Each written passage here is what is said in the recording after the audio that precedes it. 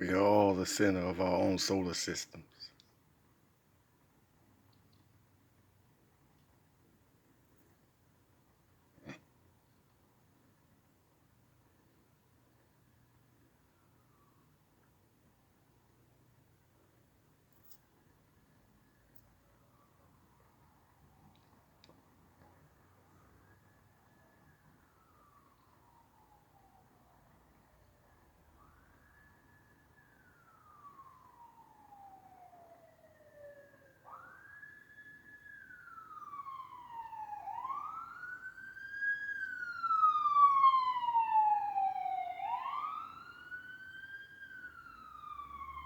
We are in a state of emergency.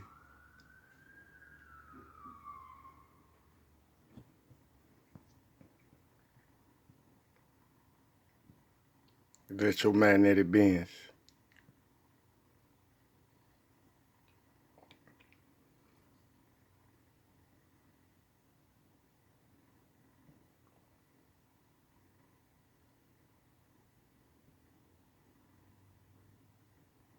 Muladhara, Spadhisthana, Manipara, Anahata, Vishuddha, Ajna, Sahasrara.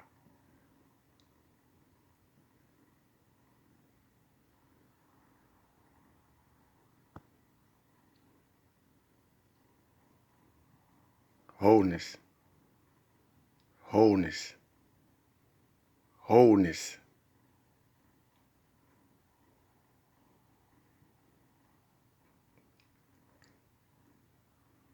All your chakras be activated.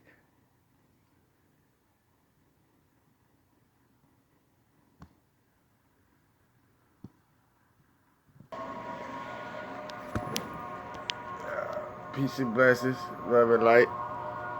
We run it? Yeah. Hold us to hell for everybody. You know, we gotta make sure we run it. Abundance and blessings. Wholeness and health. Love and light. Abundance and blessings. Love and light. Wholeness and health. Abundance and blessings. Love and light.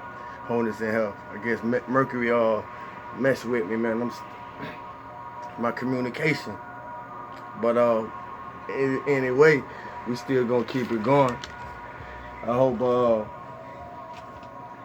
hope this new moon, you know, treating everybody well. A happy new moon, you know, in Leo. The new moon in Leo teaches us that each one of us is the center of our own solar system. Each one of us is brilliant enough to have shine, because we're all made of the stars. And we absorb this 963 frequency of the gods, you know, allow your aura to be cleansed, your kundalini, you know, to be awakened, and your pineal gland be activated.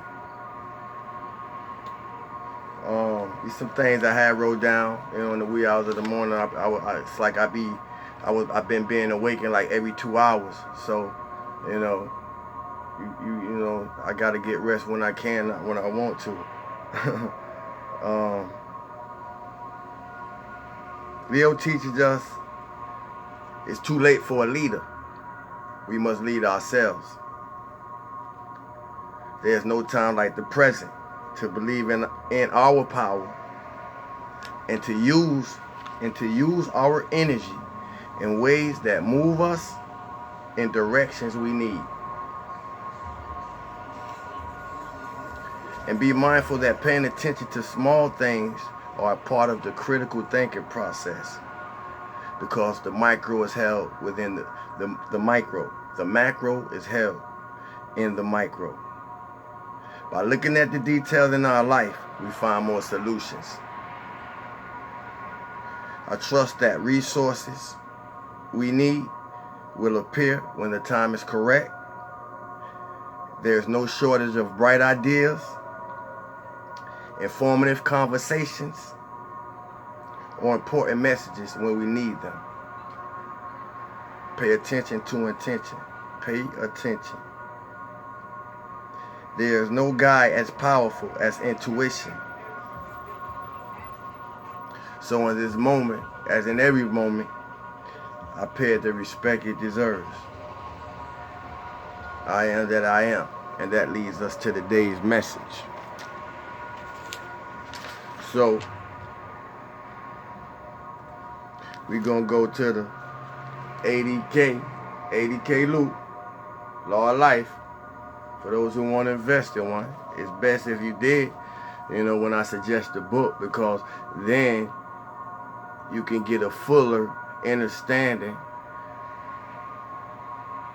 of what I'm assisting the book to do by sharing it. So we're going to go to those who have one. We're going to the word I am on page 10. The words or word I am. I am is the creative word, the initial word that produced creation and from which all creation springs. The words I am are the cup. The words are I am are the cups. Mercury messing with me. The words I am are the cup. The two cups that carry the power into outer activity. The use of the word I am denotes individualized being. The word I am, as spoken in English, releases the energy from God, from your God presence, your own individualized presence, which is your source. You can call it what you want. That presence is the fountain of energy from which you receive every moment of your life. The energy that keeps you alive. When you say the words I am, then you invoke life.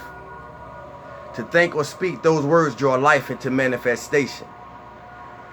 Have you ever thought that you use I am preceding all you do in your daily activities, either in thought, feeling, or spoken word, and that no other person can say or use that expression for you? Nobody can say I am for me. If I tell you to say I am, you can only say I am for you. Think about it. No other person can say or use that expression for you. On awakening in the morning, you think or say before you get up, I'm going to get up. I'm going to get breakfast. I'm going to work, and so on. In everything you do, you use the expression I am.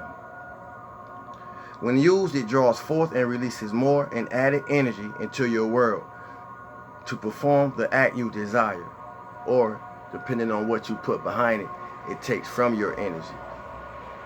The expression I am, as used in English, has ever been used all through the ages from the beginning of the world. Although that secret knowledge was lost to the masses, it has always been known and used in the retreats.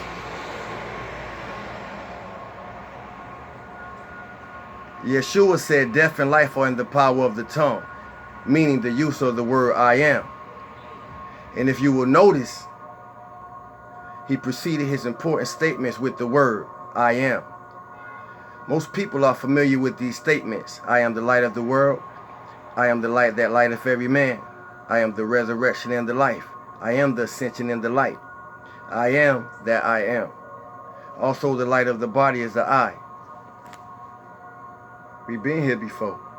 I am. See, we've been here before. But repetition, make perfection. If your eye be single, your body will be filled with light. These statements have lived through the centuries and remain unaltered. They could not be changed. They still carry the same meaning and potency and vibration and frequency that they have always carried. It's just the understanding, overstanding, and comprehension of the power in the word that's been missing. I am is the so-called lost word. The word itself was not lost, but the inner or real meaning, understanding, use, and power were lost to the consciousness of mankind. When you use I or a form of it as me, my, or mine, never use a negative word following it. Life is the all and says I to denote individualization. An individual says I. Sight is the same frequency as I. I sight. I see. I is when light looks within itself. That light. I is when light looks within itself. That is the attribute of sight. You are what you see. You are what you gaze upon. Think about that. I is when light looks within itself. That is the attribute of sight. The I, the same as I, when it individualizes itself. I am. I be whatever I see myself to be. So do you. Y'all walk with me. When you say I am, that is the first announcing. A newborn's baby first cry or sound means I am. I am present. Announcing its individual identity here in the physical realm. Birds and animals do not use or say I am because they are not endowed with the power to speak. The word I am is recorded in the Grand Teton retreat in every language of every civilization that has been on the earth.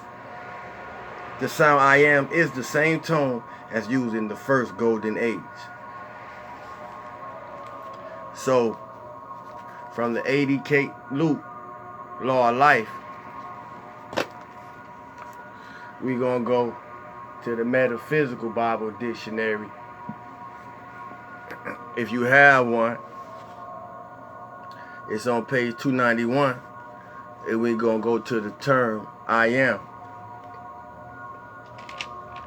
And prior to doing that, I'm going to go back to what does am mean in I am. I am means you exist. I is a first person address to oneself, me or myself. Am, the first person, singular or present, intense, meaning in being, is my presence, which is the gift from the I am. Recognize your presence and the gift that you are in the I am to those you share your life with. I am. From the Metaphysical Bible Dictionary by Charles Fillmore reads, I am. I am is God's name in man. I am is God's name in man. It is the higher power. It don't say that, it says Jehovah, but it is the higher source, the indwelling Christ, the true spiritual man whom God made in his image and likeness. The outer or manifest man, the am,